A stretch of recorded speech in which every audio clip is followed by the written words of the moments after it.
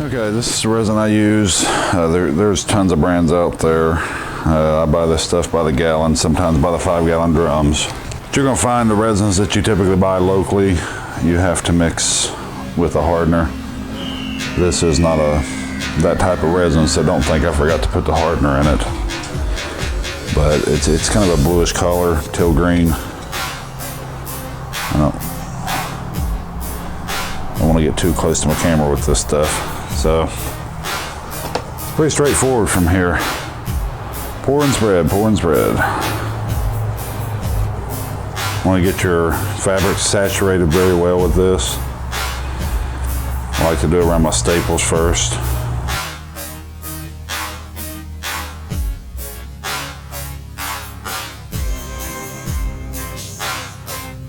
Ain't nothing fun about this part. This is just getting it on there. It's not so bad once you got your first coat on.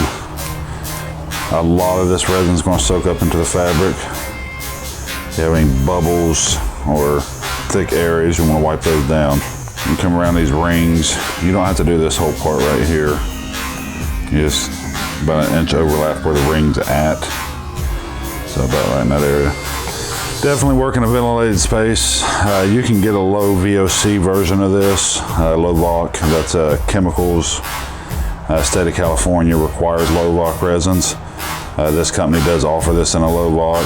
A little bit of a price difference, but you know, for the safety, you know, I don't work with high VOC stuff myself. 2 testicles is enough, people. I don't need a third one. And some of this stuff will make you grow a third one. So be very careful when you're dealing with these chemicals.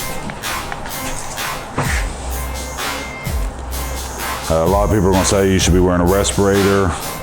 And I would say, you know, well, here's my excuse, but you know what? There is no excuse for that. There's no excuse around safety. Get your respirator. If you're going to be doing this often, you definitely want one. This stage is not near as bad as the sanding stage. The sanding stage is when it gets really bad because the particles that are thrown in the air will actually go up into your nasal cavity and stuff like that, and they sit there, and that's what makes them more dangerous. They're not like the fumes that just dissipate and eventually go to nothing. They will actually sit there and keep attacking your respiratory system and your central nervous system. So you just have to be careful with this stuff, folks, and use it very, very responsible.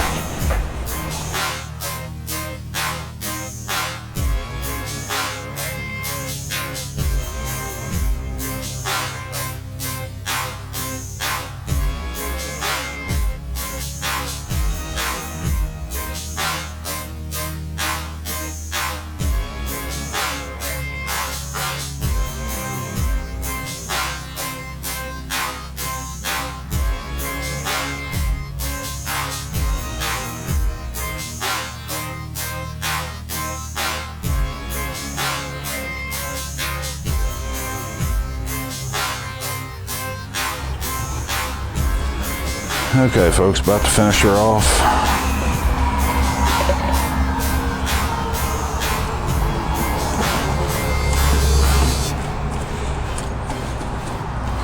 This will be a first coat of resin. Usually, I will not have to hit this with the second coat. Ever since I've switched over to the UV types, I'm able to get my job done. Then I'll have Chip take this thing right outside and let the UV start doing its job. It's gonna take a little longer today. Like I said, we got an overcast out there, but sunlight don't mean UV light. That can happen even with clouds. Because the sun does shine through the clouds. We may not see a big shiny patch on the ground, but does not mean that it's not there, so. As a white pasty redhead, I've been burned enough to know it don't take much sun to do this stuff. And just looking for any dry spots, dry patches, or maybe my resin's a little thin. feeling pretty confident. This is just going to take the one coat. I may see something later where I got to come back over and do a tapered edge, which I know. Can I show you? This is about 10 minutes later. I got busy, and as you can see, it's set up, starting to cut out. Just a little place to show you where the subs get cut out. Speakers, subwoofers, depends on what you're using. We're using subwoofers in this. Again, this is just a little demonstration. It won't be sold to no customers. I'll just, after it gets cleaned up and painted, I'll take it upstairs, lay it on the showroom floor so people actually get to see this work in person. And we're gonna have to remove the 2 screws that we did in the previous video. They're located right here. Get those out of there. When this first starts rubberizing is a good time to cut this, because you'll be able to actually cut it along the ring. I waited too long, 10 minutes, boom, come out here, and it's like Viagra took a hold of it. So, but we'll get back to you.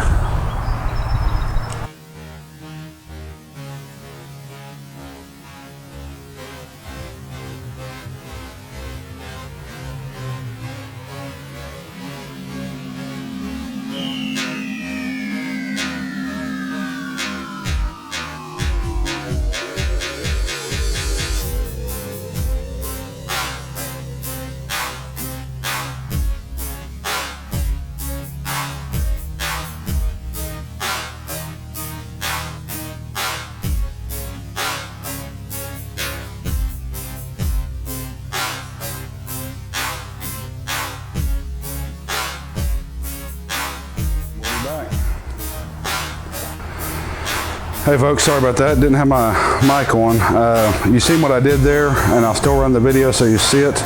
I was talking my head off, but the bearing on the router follows this wood, and it's called a flush trim router bit.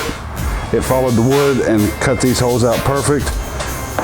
You've got a solid surface, still soft. It's weak. That's what the fiberglass does. It comes in, we get it real strong, then we'll cut our port out, and we'll go from there.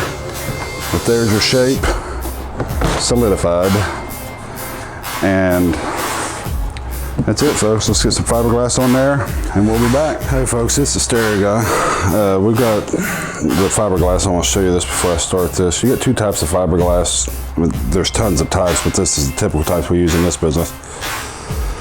These both do the same thing. They'll harden up and become solid as a brick. This is your mat, and this is your cloth. Cloth is typically used for a start or finish or molds. This is what you want to use to get your strength. It's a lot thicker. It's going to give you a lot more strength a lot quicker than this will. But when you get to the end, you can use a cloth over top of a mat, and it'll make your finish work a lot easier to do. Sample taste of up close.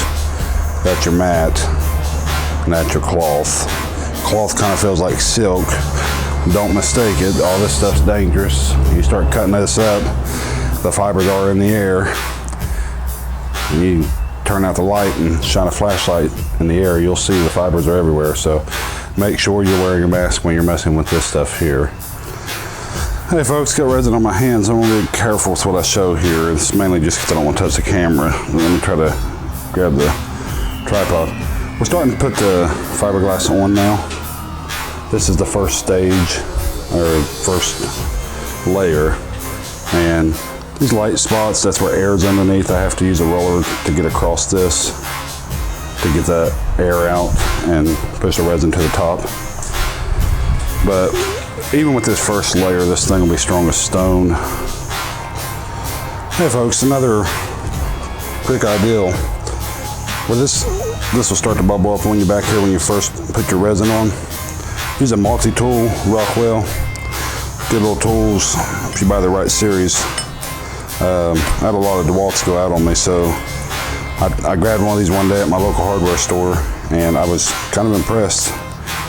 2 years later, I own 3 of them. They all hold up. So, but you'll come across and cut this with the multi-tool, and then you can cut either way with this thing. So if it's hard material, I'll cut with it. And if it's a little softer material, I'll cut towards it like that. And you don't have to push this blade in. You just kind of guide it and it cuts. All right, folks, now we're at the stage where you test it for strength. Pull this camera up off here. What we're looking for is whenever we go push in, you're looking for any give. And you can see I'm not getting none. That'll break my knuckles before anything happens. So this is just rough stage. Looks pretty, then ugly, then pretty again. Next we'll start with all of our body fillers. That'll fill in these dips and even all this out. I personally find that to be the most aggravating stage. That's the stage where you start to get your results, but this just being a demo box for YouTube and for the customers walk through the door and see a fiberglass piece on the floor. Obviously I'm gonna put as much time as I can so that when I put a paint finish on this, it looks good, but then I'm not worried structurally because this is not a product that we're putting out for sale. This is just something for the customers to see and something for a friend that requested. He wanted to know how this process worked, and I hope you're liking it so far. Actual work time in this right now, because the type of resin I use, I'm able to speed it up quite a bit. I probably have 2 hours in this box. Hour and a half, 2 hours. So 2 coats of fiberglass, that's 2 ounces, so 4 ounces total fiberglass thickness, which is more than strong enough for what we're going to be doing with it.